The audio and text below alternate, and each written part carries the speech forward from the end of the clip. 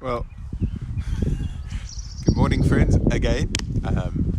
As you could probably see, we had some technical difficulties in the last video, and I've just realized now when I tried to stitch it all together that the reason it didn't work is, well, it's not that it just hasn't connected.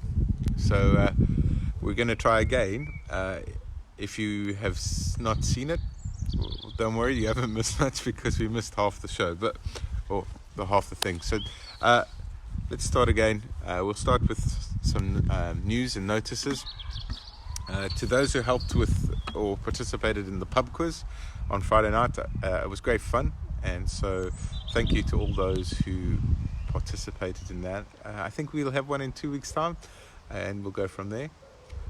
Also, if you want something in the newsletter, please, it would be great if you added or sent me something. For those of you who already have given, it's been really lovely to read what has been given out so far. Tonight at 7, if you would like to, there's an opportunity to light a candle and put it in your window, and we're praying with those Christians around the country who are struggling at the moment in light of the coronavirus. So if you would like to, at 7 o'clock tonight, just light a candle, place it in your window. Thank you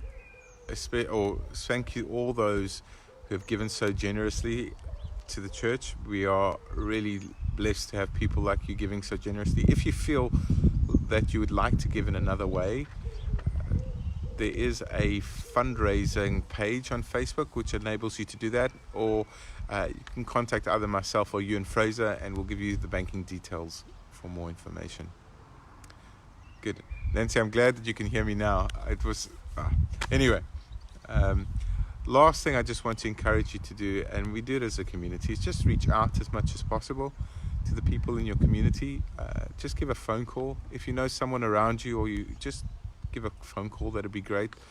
We're in the process of phoning all the members on our roll, but it would be great if we as a community just rally together to phone. And if you feel like you'd want to be part of phoning people, that'd be great as well. So just be in contact with me for that. So we're going to go through the same sermon, so sorry if you've heard it the second time, but here it goes. Today's reading comes from John 20, and it's from verses 19 to 31. And what happens in John is that just before this is that Mary encounters the empty tomb, and she goes and tells the disciples, especially Peter, that the tomb is empty. So she runs out, and Peter doesn't believe her, and can now runs out and can now looks into the tomb, and well, he sees an empty tomb, and they're just a bit flabbergasted as what's happening. And then the disciples, what they do is they lock themselves in a room. So we pick it up from that part there where Jesus is just about to appear to the disciples. When it was evening on the third day, the first day of the week, and the doors of the house where the disciples had met were locked for fear of the Jews, Jesus came and stood among them and said, "Peace be with you." After he said this, he showed them his hands and his sides. Then the disciples rejoiced when they saw the Lord. Jesus said to them again, "Peace be with you. As the Father has sent me, so I send you."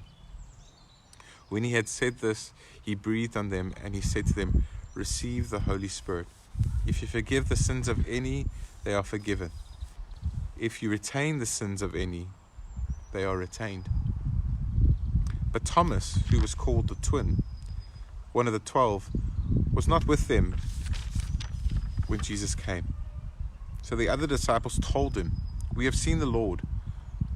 But he said to them, "Unless I see the mark of the nails in his hands, and put my fingers in the mark of the nails, and my hand in his side, I will not believe."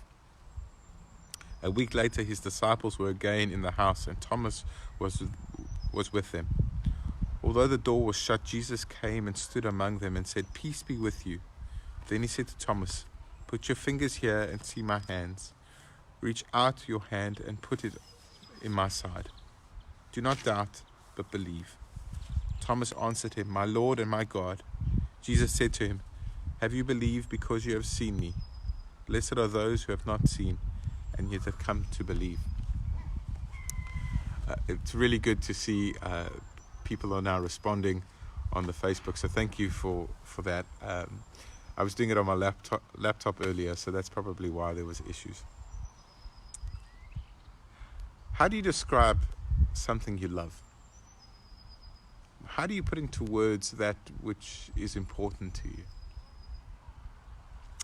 I love cricket, and one of the things I love about cricket, well, it's really just kind of difficult to explain. Normally what happens is just before I go into bat, my heart starts to go a bit faster, and it beats and it beats and it beats, and I get anxious, and it's a bit unnerving for a while. And then I walk in and I take my guard, which is where I want to stand in relation to the stumps, and even at that point, my heart is just pounding in my chest. And I have this deep fear of getting out. So for the first 10 minutes, that fear and anxiety is just there. And I try and defend as best as I can because, well, I just want to enjoy this experience for as long as possible. And I just love cricket. But even though I've just explained this to you, what you're getting is a part of a picture, isn't it? What you're getting is just a fraction of what the picture is. Because in order to fully experience it, well, I think you need to do it yourself. In order for you to feel your heart racing in your chest, well, I think you have to be there and be in my shoes. So part of explaining something we love, yes, it's words, but the other side, part of it, showing someone or explaining what we love to someone is actually allowing them to experience the same thing we experience. For example, maybe a piece of music that moves you. That's something that really just makes your heart jump. Or how do you explain to someone why you love your children? How do you explain how you love your spouse? When we're trying to explain things, well, words often fall short, don't they? It's difficult to put into words the things we feel. The disciples were in that boat when they had experienced or seen an empty tomb. They'd heard Mary telling them what was happening. So there was a rumor going away that good news was was there. They'd heard it, but well, they still had fear, because even though you hear good news, it doesn't mean that your fear automatically just disappears. So what the disciples do, because they have this fear, is they lock the doors. They go into a room and they lock the doors.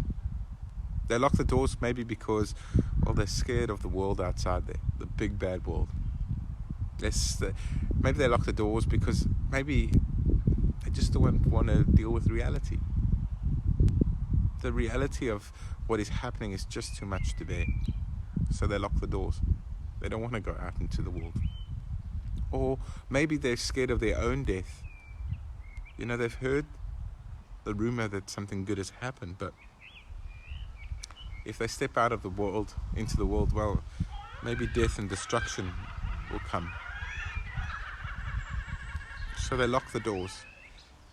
But yet Jesus comes into that place, and Jesus comes in, and what I love about this story is Jesus comes in and meets them where they are. He doesn't meet them where he thinks they should be. He doesn't stay waiting, down the road somewhere where he thinks they should be. No, Jesus is right in the midst of where they are. In their fear, in their doubt, in their anxiety, all of that. That is exactly the place where Jesus meets them. And what does Jesus do when he meets them? Well, he doesn't condemn them. which is amazing. He doesn't say, you know what, you should be there, you should be in a different place, you shouldn't be scared, you should have known. No, none of that is important to Jesus. Jesus just says this. He says, peace be with you. Peace be with you. And then what he does is he shows his hands and his sides. And he lets them see for themselves what has happened to him. And then he says again, peace be with you. And he breathes on them.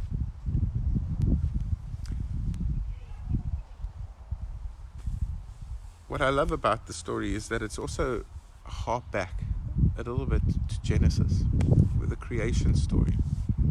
Now we all know in Genesis 1 that the earth was formless and void. Some translations say it was chaotic. It was chaotic. And yet God breathed. On the first day of creation, God breathed onto this chaotic world. And new life started to spring forth from there. New things started to happen. On the first day, God breathes and life emerges out of the chaos. Jesus, John tells us, does the same thing. And John wants us to go back into a garden. He says that on the first day, so John, immediately at the beginning of this passage, says on the first day, he wants us to think creation. He wants us to think, what is God doing here? What is happening? This world is in chaos. You have been set free. Now go set others free. You have been given life. Go give life to others. You have felt the sting of death. Well, you've been resurrected. Go and resurrect others. Jesus sends him out into the world and says, you've had it done to you. Now go and do that to others. I think one of the travesties in the last 100 or so years has been the idea that we've made our faith private, that we have to have a private faith. You don't share it. You don't tell others about it. You just carry on the way you were. And yet, in this moment, Jesus is telling them, your faith is to be lived, but not just telling someone. I mean, telling someone that you're a Christian is the easy part. But showing them, well, that's a different story.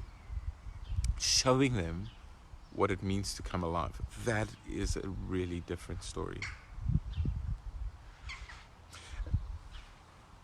If you want something, if something changes your life, if you fall in love with something, if a piece of music moves you, if a piece of poetry just stirs your soul, you don't hide it, you share it.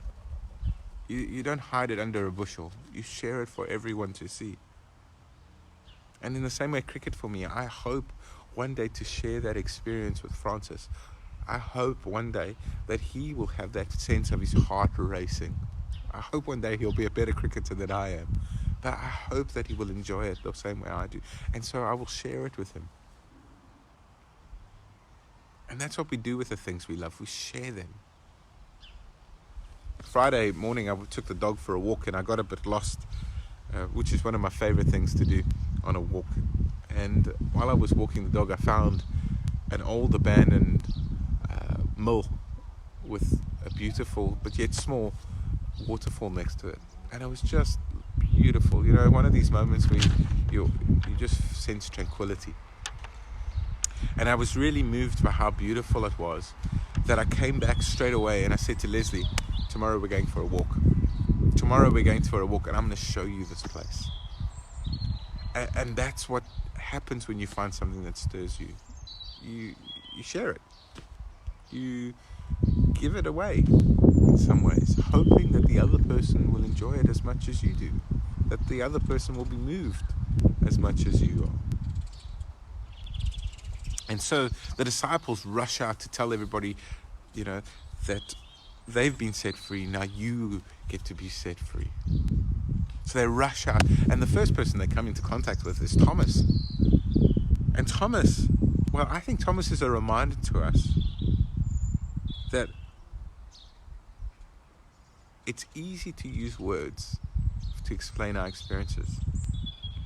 But for others to fully share in the experience, they have to experience it in themselves as well. Because Thomas, we've often associated as this doubter. But in actual fact, Thomas, all Thomas wants is the same thing the disciples have already had. All Thomas wants is he wants to touch or see the hands of Jesus. He wants to see the sides and touch the sides. Exactly what the disciples have just experienced. Thomas is not doubting. Thomas is asking the disciples, I see you've come alive. I want that. I see you've been set free. Well, I want that too. That is what Thomas is asking for in this moment. So he's not doubting. He's asking to be part of the experience. And again, Jesus meets Thomas in this locked room behind a closed door. And he walks in, and instead of condemning Thomas and saying, Thomas, why don't you believe? You know, like your friends told you that I was resurrected. Why don't you just get with the program? Jesus doesn't do that. John tells us that Jesus offers no condemnation.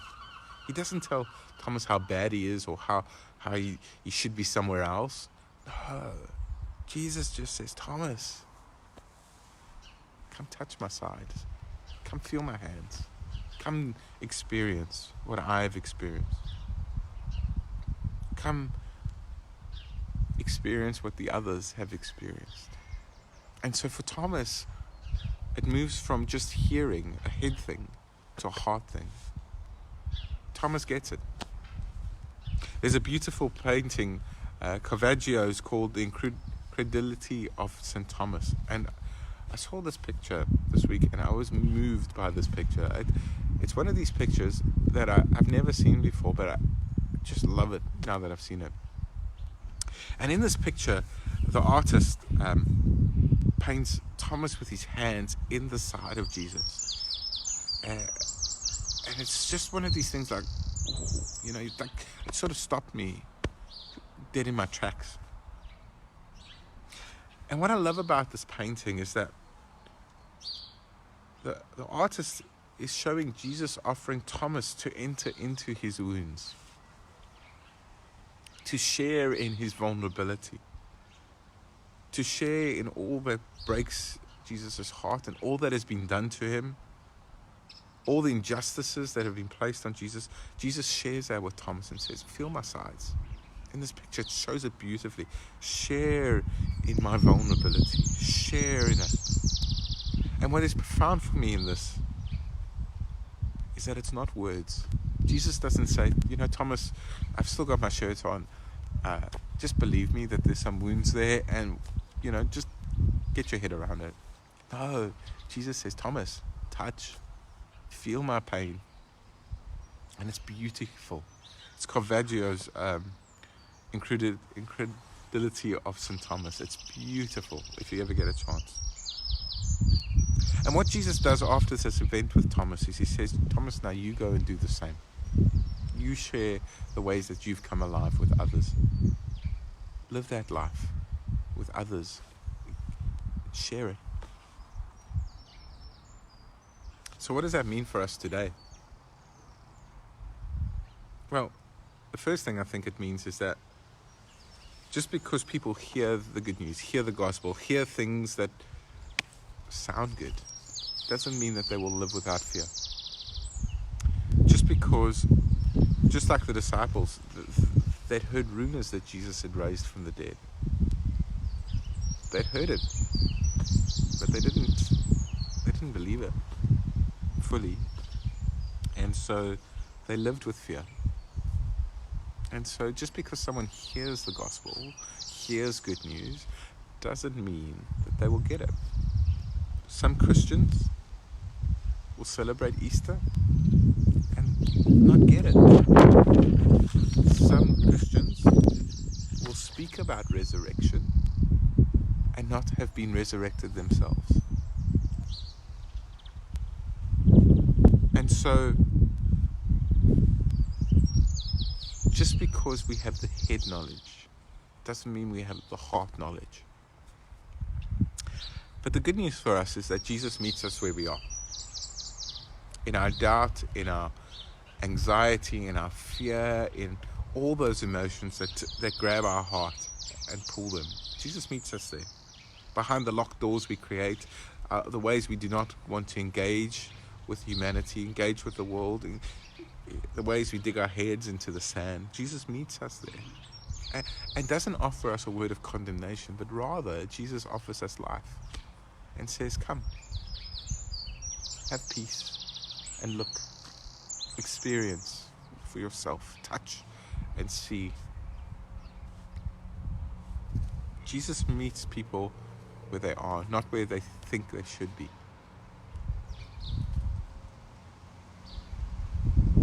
Jesus then breathes life on us. And not only when Jesus breathes life on us are we to just hide ourselves and stay behind that locked door. No, Jesus breathes life and says, go out into the world. You have been set free. Now go set others free. You have been given life. Now go set other people or give other people life. And it's beautiful when we live from that place, when we share the things that make us come alive. It offers others hope. It makes them come alive. Give people the opportunity to share in that. Jesus, in the same way that Jesus offers Thomas to put his hands in the side, Jesus in the same way says to us, allow other people to touch your wounds. Don't be scared to share your pain with other people. Don't be scared to share what hurts you. Don't be scared to share what makes you scared. There's nothing wrong with that. In fact, I believe within me that not having it all together makes us more qualified for the gospel, for the good news.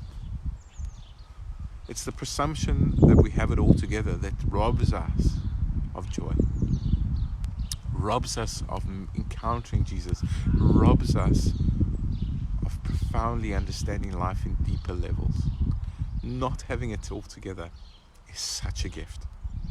Share that with other people. Share it. Allow people into your wounds, but in the same time, also allow people into your joy. And again, joy is not just this happy, clappy moment. Joy is knowing all the negatives, all the things that hurt you, all the things that broke you, and then living from a deeper place. Friends,